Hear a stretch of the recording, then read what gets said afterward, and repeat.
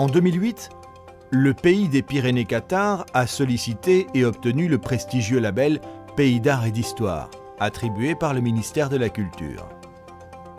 Une convention signée en novembre 2009 a permis d'établir un partenariat permanent entre l'ADRAC, la région et le département et d'officialiser un travail étroit avec les intercommunalités et les 56 communes du territoire selon la répartition de leurs compétences.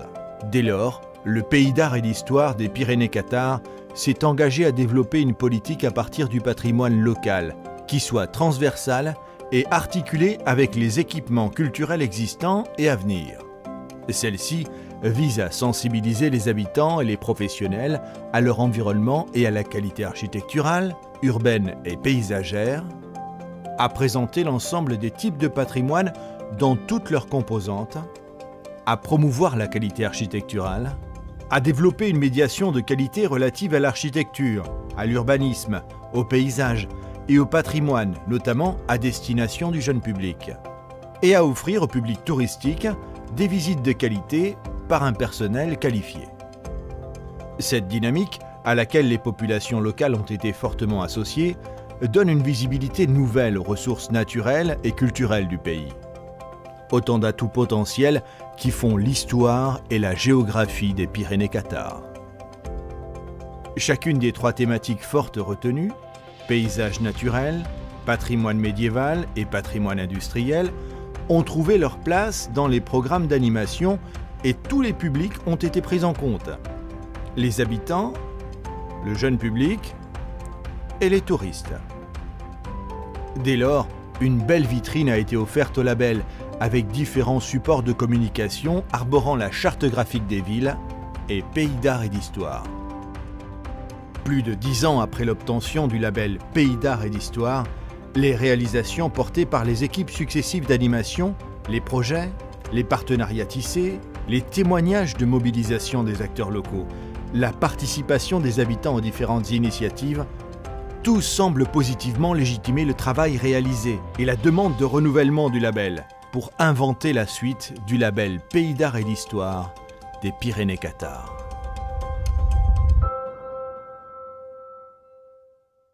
Tourisme et attractivité. Ce nom, Pyrénées-Cathares, fait référence aujourd'hui à un périmètre comprenant 57 communes situées au pied des Pyrénées, regroupées autour du haut lieu symbolique qu'est Montségur, avec la cité médiévale de Mirepoix comme principale porte d'entrée.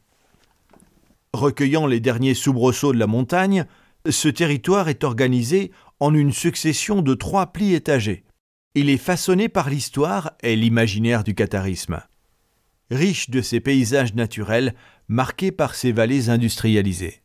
Il possède donc de nombreux atouts touristiques.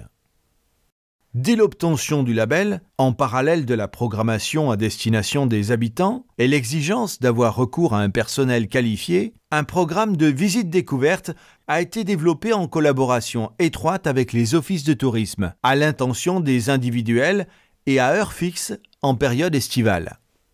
L'objectif de créer des passerelles entre les services tourisme et patrimoine est de venir enrichir de rendez-vous originaux liés au patrimoine la programmation des offices de tourisme, s'est concrétisé autour des incontournables du territoire, Mirepoix, Montségur, Vals, Camon, Roquefixade. Petit à petit, les propositions estivales du Pays d'art et d'histoire se sont resserrées sur les villages, les pépites du territoire ou certains sites privés. Le public se consolidant, les lundis et mercredis du Pays d'art et d'histoire sont aujourd'hui bien inscrits dans la programmation culturelle de l'été. Des programmations décalées, associant la prestation artistique ou sportive à la découverte patrimoniale, ont enrichi la programmation. Tout comme le concept de pause patrimoine, assurant la présence du Pays d'art et d'histoire sur les grands événements organisés sur le territoire. Aujourd'hui, la programmation du Pays d'art et d'histoire couvre les 4 saisons, avec une valorisation de l'inventaire de l'histoire industrielle et des projets associés en station et en vallée durant toute la période hivernale.